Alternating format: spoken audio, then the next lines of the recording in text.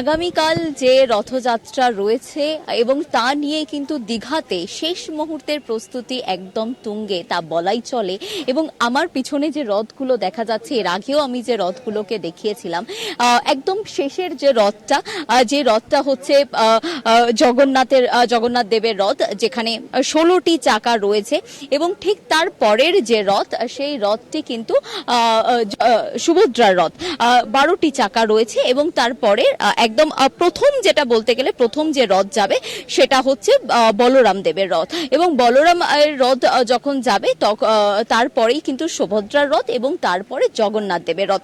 একদম শেষ মুহূর্তের প্রস্তুতি যখন চলছে, আমি এই জগন্নাথ ধামের যিনি মেন পুরোহিত তার সাথে কথা বললাম, রাধারমন পুরোহিত, তার সাথে আমি কথা বললাম এবং তিনি জানালেন যে শেষ মুহূর্তের প্রস্তুতি একদম তুঙ্গে। এই যে রথগুলো যেটা আমরা দেখতে পাচ্ছি এই মুহূর্তে, আমার ক্যামেরা পার্সন যে ছবি দেখাচ্ছে, এই রথ এখানে তৈরি হয়েছে। এখানে যে রথের যে সাজগোজ সেই সমস্ত কিন্তু অনেকটা এখানে কমপ্লিট করা হয়েছে। তারপরে এই রথকে নিয়ে যাওয়া হবে বাইরে।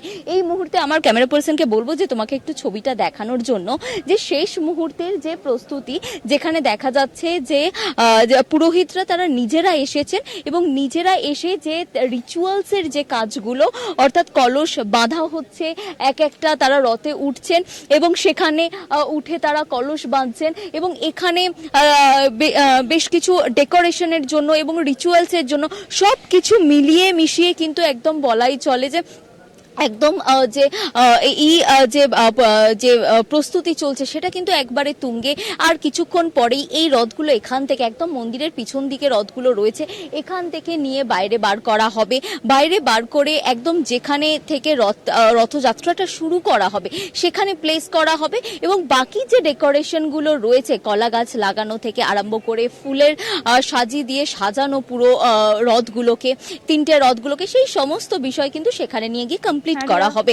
এবং তারপরে আগামীকাল 6টা থেকে, যেমনটা বললেন পুরোহিত মশাই, যে 6টা থেকে খুলে দেওয়া হবে মন্দির সাধারণের জন্য এবং তারপর 9টা থেকে একে একে জগন্নাথ, বলরাম, সুভদ্রা তাদেরকে বার করা হবে এবং রথে প্লেস করা হবে এবং তারপর তাদেরকে নিয়ে যাওয়া হবে মাসির বাড়ির উদ্দেশ্যে। 1 কিলোমিটারের প্রায় সেই যাত্রাপথ, সেখানে যাবে এই 3জন, তারা যাবে মাসির বাড়ির উদ্দেশ্যে। অনেক ধন্যবাদ রিয়া। দীঘা থেকে সরাসরি ছিলেন আমাদের প্রতিনিধি রিয়া মাঝি। তিনি সেই চিত্রটা তুলে ধরলেন যে দীঘাতে কেমন ভাবে রথযাত্রার যে শেষ মুহূর্তের প্রস্তুতি, সেই প্রস্তুতির ছবি তুলে ধরলেন আমাদের প্রতিনিধি।